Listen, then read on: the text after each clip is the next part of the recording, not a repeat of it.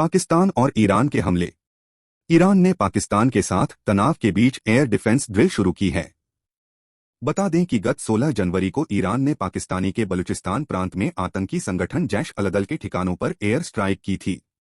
इस्लामाबाद के मुताबिक इस हमले में उसके 2 नागरिकों बच्चे की मौत हुई थी और 3 महिलाएं घायल हो गई थीं। इसके जवाब में पाकिस्तान ने भी ईरान में हवाई हमले किए। गत 18 जनवरी को दक्षिण पूर्व ईरान में पाकिस्तान के जवाबी हमलों में 9 लोग मारे गए, जिससे क्षेत्रीय तनाव बढ़ गया। अपनी सीमा में एयर स्ट्राइक के बाद इस्लामाबाद ने ईरानी राजदूत को देश से निष्कासित कर दिया था और तेहरान से अपने राजदूत को वापस बुला लिया। अब ईरान अपनी एयर डिफेंस ड्रिल के दौरान विभिन्न मिसाइलें लॉन्च कर रहा है और ड्रोन अटैक का अभ्यास कर रहा है। फाइटर जेट उड़ान भर रहे हैं। ईरानी एयर डिफेंस फोर्स के कमांडर ब्रिगेडियर जनरल अलीरजा सबाहिफर्द ने कहा, हमारा एयर पावर मजबूत है और इन अभ्यासों ने इसमें सुधार किया है। ईरान के दुश्मनों को इसे एक चेतावनी के रूप में लेना चाहिए।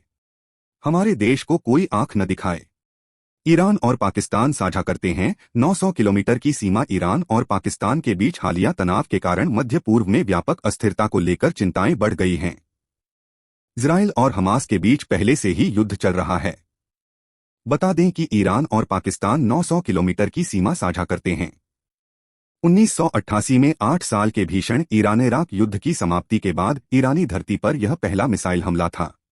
ईरान और पाकिस्तान के संबंधों में उतार चढ़ाव का इतिहास रहा है, लेकिन दोनों ने इस सप्ताह के हमलों के मद्देनजर तनाव को कम करने की इच्छा का संकेत दिया है। दोनों देशों द्वारा एक दूसरे के क्षेत्र में आतंकवादी ठिकानों पर हमले के बाद पाकिस्तान के शीर्ष सैन्य अधिकारी सुरक्षा स्थिति की समीक्षा करने के लिए एकत्र हुए थे। इस्लामाबाद ने शुक्रवार को कहा कि वह ईरान के साथ गतिरोध नहीं बढ़ाना चाहता। ईरान के विदेश मंत्रालय ने अपनी सीमा में पाकिस्तान के ड्रोन हमले की निंदा की थी और इसे अस्वीकार्य बताया था। तेहरान ने कहा था कि हम पाकिस्तान के साथ अच्छे पड़ोसी और भाईचारे की नीति का पालन करते हैं। दोनों देशों को अपने दुश्मनों को तेहरान और इस्लामाबाद के बीच संबंधों में तनाव पैदा करने की अनुमति नहीं देनी चाहिए। ईरान की मीडिया ने दावा किया है कि पाकिस्तानी सेना को ईरान द्वारा 16 जनवरी के मिसाइल हमले के बारे में पहले ही बता दिया गया था। एक अहम ईरानी सूत्र के मुताबिक तेहरान ने इस्लामाबाद को यह नहीं बताया था कि वह इसे सार्वजनिक करेगा। सूत्र ने बताया कि वे स्ट्राइक तो कर सकते थे, लेकिन इसे प्रचारित नहीं कर सकते थे। रिपोर्ट में हुआ खुलासा। रिपोर्ट के मुताबिक ईरान के Islamic revolutionary guard council (IRGC) के करीबी माने जाने वाले एक टेलीग्राम चैनल ने 18 जनवरी को लिखा, पाकिस्तान में इस सप्ताह आतंकवादी ठिकानों पर किए हमले के लिए पाकिस्तानी सरकार के साथ कोऑर्डिनेशन की आवश्यकता थी। पाकिस्तान द्वारा आज किया गया हमला भी उस समझौते के अनुरूप है जो आकार ले चुका है और सीमा पर आतंकवाद से निपटने तथा सीमा पर स्थायी सुरक्षा स्थापित करने की दिशा में दोनों देशों के दृढ़ संकल्प का परिणाम है। एक दूसरे को थी जानकारी।